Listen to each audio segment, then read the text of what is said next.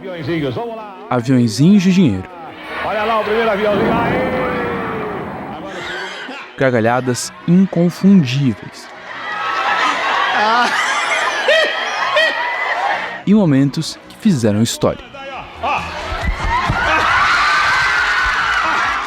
Não é novidade pra ninguém que Silvio Santos foi um ícone da televisão brasileira. Só que o que nem todo mundo sabe é que lá em 89, o famoso apresentador se lançou candidato à presidência, bagunçando o jogo político e chegando a ter chances reais de levar a eleição. No vídeo de hoje, a Politice te conta a história por trás do dia em que Silvio Santos tentou virar presidente do Brasil. Imagine só, a história de um menino que nasceu no Rio de Janeiro de 1930, com o nome de Senor Abravanel. Filho de imigrantes judeus, a família de Silvio Santos vem lá da Idade Média, partindo de um cara que chegou a financiar os reis da Espanha e até Cristóvão Colombo. O homem que me deu origem consertou as finanças de Portugal. Depois foi chamado pelos reis católicos Isabel e Fernandes para a Espanha. Era o Dom Isaac Abravanel. Consertou as finanças da Espanha. Depois, quando chegou a Inquisição, os reis católicos Fernando e Isabel disseram: você fica e o teu povo, o povo judeu vai. Ele falou: não, o povo judeu vai e eu vou junto. O nome Silvio veio da mãe, que o chamava assim pela dificuldade de pronunciar Senor. E o Santos surgiu anos depois em uma superstição do apresentador, para que todos os santos o ajudassem nos concursos de rádio em que ele participava. Silvio teve uma infância simples, e quando jovem já caiu de cara no comércio, vendendo capinhas para título de eleitor nas ruas cariocas quando o Brasil começava a votar pela primeira vez em anos, depois do fim do Estado Novo. Em 1948, ele precisou se ausentar dos negócios para servir ao exército na Escola dos Paraquedistas. De volta às ruas e às vendas, logo a voz do camelô chamou a atenção e fez com que o comunicador fosse parar nas rádios. Começou como locutor, mas não parava quieto. Dividia o tempo com 1000 atividades e vendia até revista. E aí, o destino colocou o Baú da Felicidade no caminho de Silvio. Uma empresa de brinquedos que ele, com a sua visão, transformou num império. Vendia carnês, abria lojas e, claro, usava o seu programa de TV, Vamos Brincar de Forca, para alavancar as vendas. Nascia ali o Grupo Silvio Santos. A todo o Brasil, pela Rede Globo de televisão, o Boa Noite, Cinderela. Nos anos 70, Silvio já tinha seu programa na Globo aos domingos, mas queria ir além e ter seu próprio canal. Foi aí que, em 1975, ele conquistou a concessão do Canal 11 do Rio de Janeiro, a TVS, e depois se tornou o SBT. Nesse momento está no ar a TVS, Canal 4 de São Paulo. Vale lembrar que isso rolou na ditadura, e a conquista do canal tem várias nuances políticas. Silvio conseguiu comprar a TVS depois de um tipo de licitação conduzida pelo governo federal, comandado na época pelo general Geisel. Naquele período, a Globo tinha quase um monopólio das comunicações no Brasil. E apesar do alinhamento ao regime, os militares viam como uma ameaça ter uma única empresa com tanto poder em um período em que a ditadura começava a se enfraquecer. Não à toa, um dos primeiros quadros dentro do programa do Silvio Santos no SBT foi o Semana do Presidente, onde era exibido o dia a dia de João Figueiredo em uma cobertura quase publicitária. Fato é que, ao longo de sua vida, Silvio manteve relações próximas com todos os presidentes, de Collor a Bolsonaro, passando por Lula e FHC. Assim, em 1988, Silvio começa a falar sobre a possibilidade de se lançar candidato a prefeito de São Paulo. Estão querendo que eu, Silvio Santos, seja prefeito. O senhor deve estar acompanhando nos jornais. Naquele mesmo ano, ele recebe um convite formal do PFL, o sucessor do Arena ou partido da ditadura. E aí, acaba se filiando à sigla com a promessa de se lançar candidato. Durante a campanha, Silvio foi advertido pelo TRE por usar irregularmente o SBT. E no fim, acabou desistindo da candidatura por falta de apoio dentro do partido e pela necessidade de passar por um tratamento nas cordas vocais. A política teria que esperar. O ano de 1989 marcou de fato o retorno à democracia no Brasil, com a chegada das eleições presidenciais, as primeiras diretas em quase 3 décadas. Em meio a dezenas de candidatos, 2 figuras polarizaram a disputa. Lula, líder sindical que defendia um projeto de esquerda, e Collor, jovem político que prometia modernizar o país com um discurso liberal e de direita. Ambos buscavam conquistar os votos daqueles que desejavam mudanças, mas com propostas e estilos completamente diferentes. Foi nesse contexto que Silvio Santos decidiu entrar para a disputa presidencial. Quer dizer, no começo, ele negava que ia se candidatar, mas começou a aparecer em pesquisas de intenção de voto em posições surpreendentes, mesmo sem ter se lançado candidato. Em agosto de 89, alguns levantamentos já mostravam que o comunicador podia tirar até 20 pontos percentuais de Collor, o líder nas pesquisas, aparecendo em segundo lugar com incríveis 17% dos votos. Essa movimentação espontânea do eleitorado, somada a convites de diversos partidos, o fez cair na disputa. Só que tem um detalhe.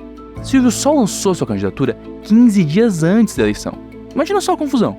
Bem, a imprensa passou a dizer que a candidatura do apresentador era uma aventura pessoal, que Silvio não tinha vivência política, propostas claras ou vinculação partidária, e que suas chances de vitória refletiam uma fragilidade da cultura política brasileira e suas instituições.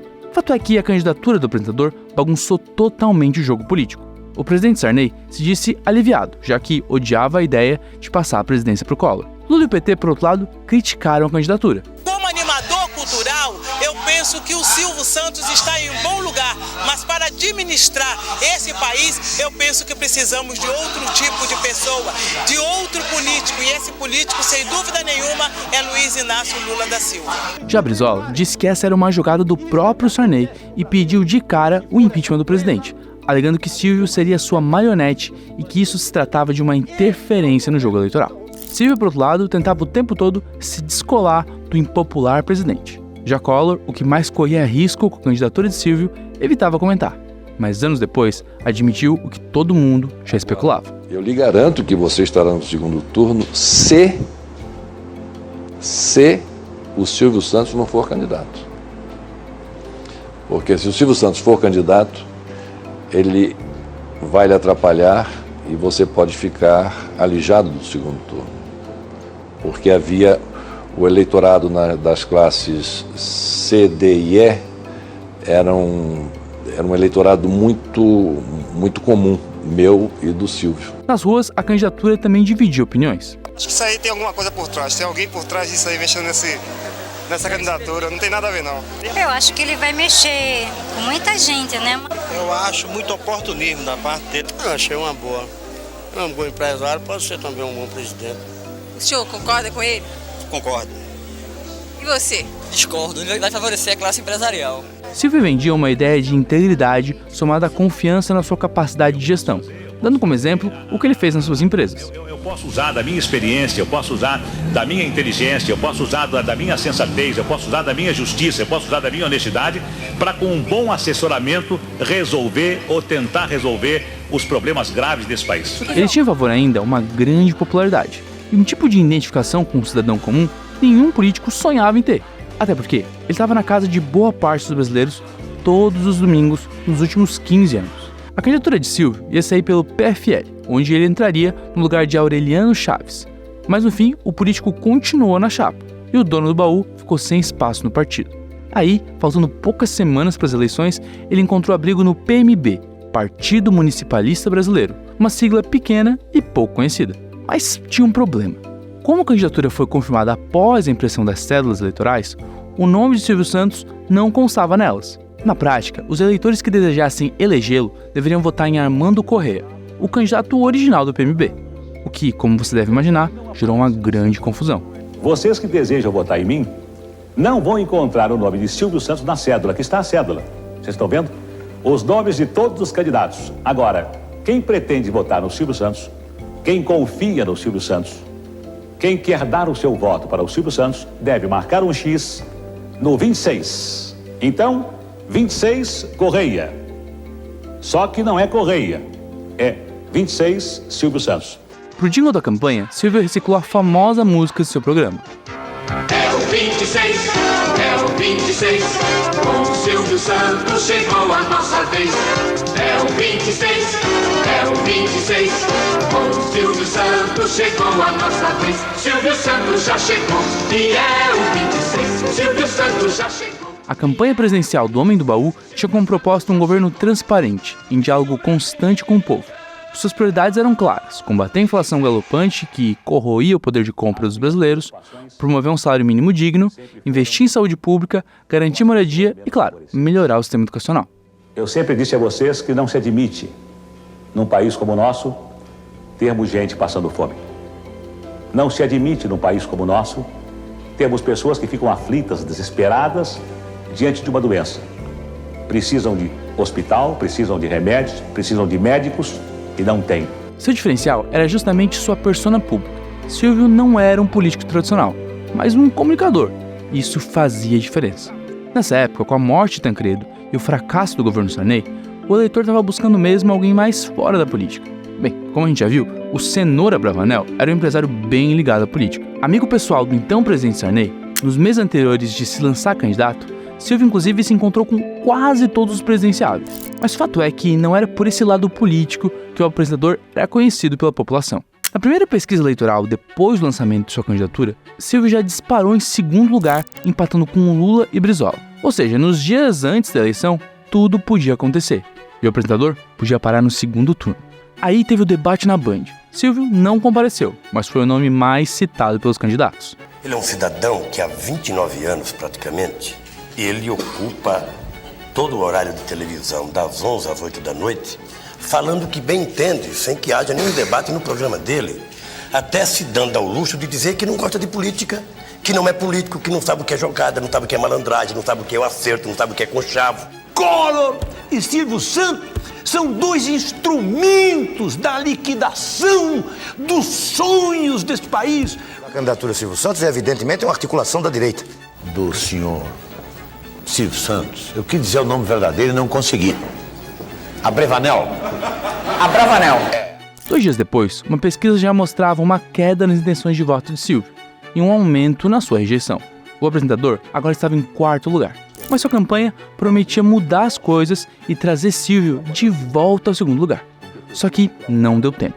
No dia 9 de novembro, o TSE decidiu por unanimidade cassar a candidatura de Silvio Santos. O pedido de impugnação foi apresentado pelo PRN, o partido do Collor, e foi bolado por um cara que ia ficar bem conhecido no Brasil uns anos depois, Eduardo Cunha.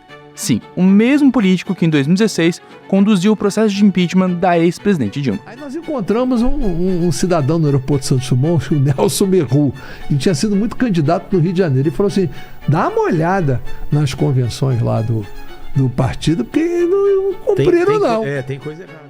Cunha, membro da tropa de choque de Collor, encontrou um detalhe nos registros do partido de Silvio Santos.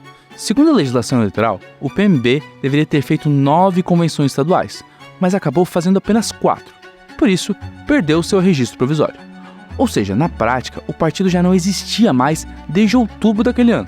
O tribunal argumentou ainda que o Silvio era inelegível por deter o controle de uma concessionária de serviço público, o SPT, e não ter se afastado dentro do prazo. Diante da decisão do TSE que sepultou seu sonho de se tornar presidente, Silvio Santos decidiu não recorrer e abandonou a disputa pela presidência, retornando aos seus programas no SBT. 5 dias depois, Collor e Lula foram para o 2º turno.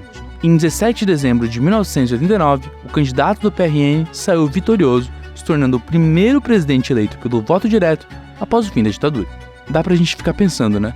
Como seriam as coisas se Silvio tivesse levado a candidatura até o fim e chegado no 2º turno? Tá aí uma coisa que a gente nunca vai saber. A candidatura de Silvio Santos, embora inacabada, marcou a história política do Brasil e dividiu opiniões antes e depois.